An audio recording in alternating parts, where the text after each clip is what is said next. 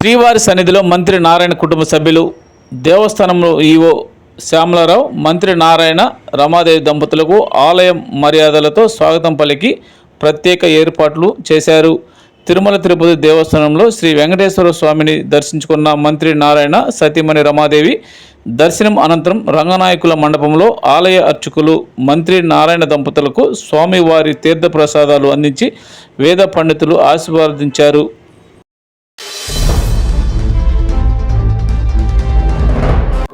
ఈరోజు ఆ భగవంతుడి ఏడుకొండల స్వామిని నేను నా కుటుంబ సమేతంగా ఈరోజు యాక్చువల్గా దర్శించుకోవడం జరిగింది. ఈ రాష్ట్రంలో ప్రతి ఒక్కరూ ఆయన ఆరోగ్యంతో సకల ఐశ్వర్యాలతో ఉండాలని ఆ భగవంతుని కోరుకోవడం జరిగింది. గత ప్రభుత్వంలో ఈ రాష్ట్రం ఆర్థిక పరిస్థితి అతలాకుతమైన విషయం అందరికీ తెలిసిందే. అయితే ఈరోజు ముఖ్యమంత్రి గారు వారికి ఉన్న అపార అనుభవంతో ఈరోజు రాష్ట్రాన్ని ముందుకు తీసుకుపోతున్నారు.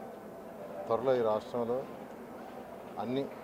అన్ని విధాల ఆర్థిక పరిస్థితి మెరుగై ప్రతి ఒక్కరూ ఎంతో ఆనందంగా ఉండాలని ఆ భగవంతుని కోరుకుంటున్నారు.